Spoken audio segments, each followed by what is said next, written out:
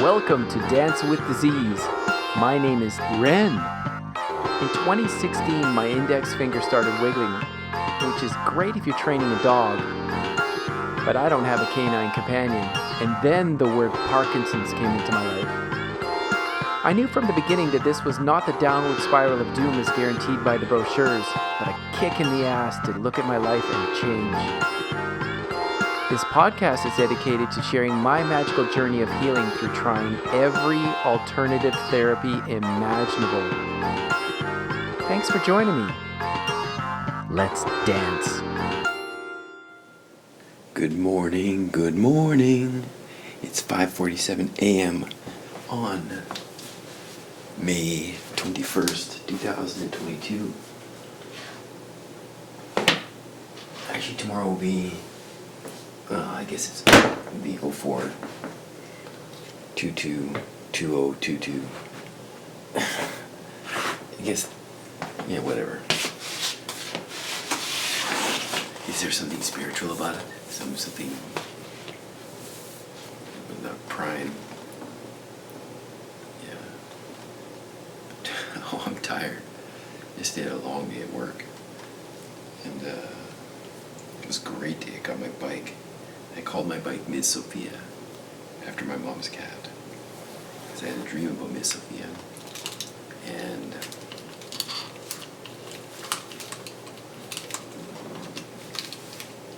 thought it was profound. Anyway, yeah, it's interesting.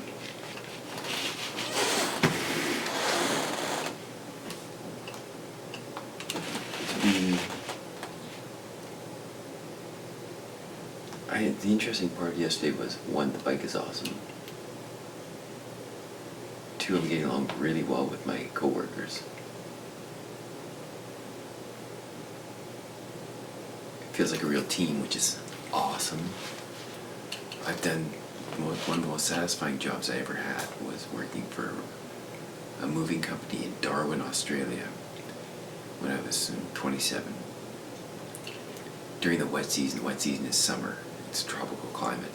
It was brutal, but I was working where it's 40 degrees, 95% humidity, just sticky right from getting out of the shower. Back-breaking work. But I was working with a father and son team, and we had fun. It was one of the most satisfying working experiences I've ever had because of the people I was working with. Great guys. And I think this is turning out to be the same, and I desired this to be part of a team, and we're a ragtag group of guys. Well, group 3 of us. Yeah, it's awesome. And helping people with their bikes is pretty damn awesome. And the weather was awesome. I guess, yeah, anyway, profound part of yesterday was I came home and I was wiped. I was just wiped, and when I'm wiped, physical affectations are stronger, and I'm more hobbled. And I came and did a session on the pad. I did a session that I created. What I do this morning is I do something from the Wilfred Laurier, and their theory is 40 hertz, and it pulses slowly over 30-second cycles. The sound pressure slowly comes up and down. I think that needs to be changed for me. It might work for other people, but I don't think that that's what's working for me, because I'm playing with, in this one that I made, I'm playing with 37 to 30 hertz. And I find the constant, I think the pulses need to be of longer duration and the higher amplitude for me. Because I came out of a session feeling good. Farah commented on how much more relaxed I was. So I gotta follow my own intuition. I'm gonna do this today at the same. But ultimately I've gotta do my thing. I gotta go to the washroom. But I'm not gonna hold you here. I'm gonna pause the video. Because that's the kind of guy I am. I'm back.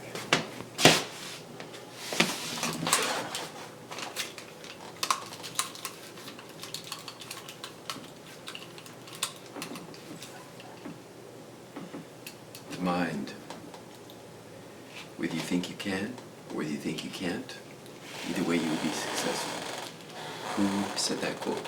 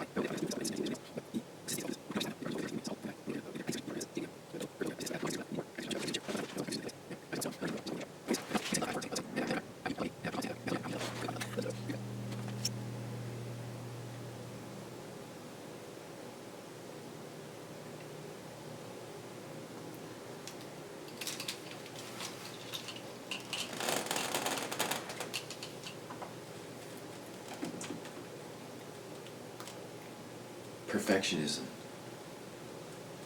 Am I doing enough? Yeah, I wrote this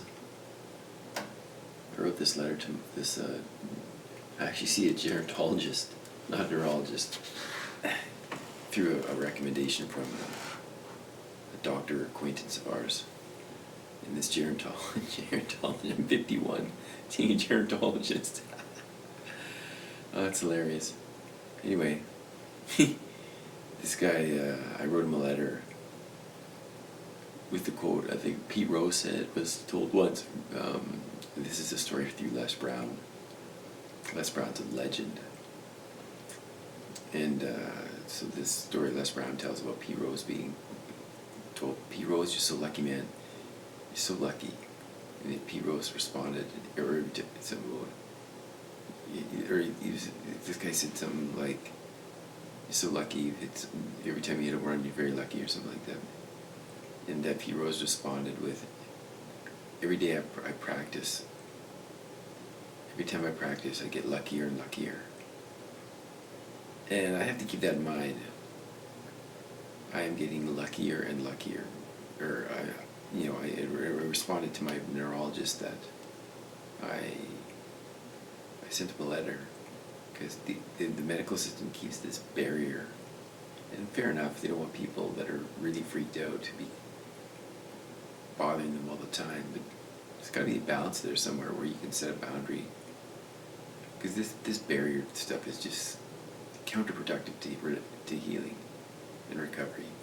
Anyway, so I sent him a letter regardless, and in my letter I said, he said that you might be one of the lucky ones, and I said every day I fill my day with practices to make sure to make the possibility, I can't remember the exact words, make it possible to be one of the lucky ones. Essentially I said what Pete Rose said. Pete Rose is a baseball player from a long time ago, just in case you didn't know. I'm not a baseball fan, but I'm certainly aware of the name because he was quite famous at the time. And so I just got to keep in mind, it's not a linear process, and to be mindful of that I'm doing the work. I am doing the work, and I'm doing the work daily.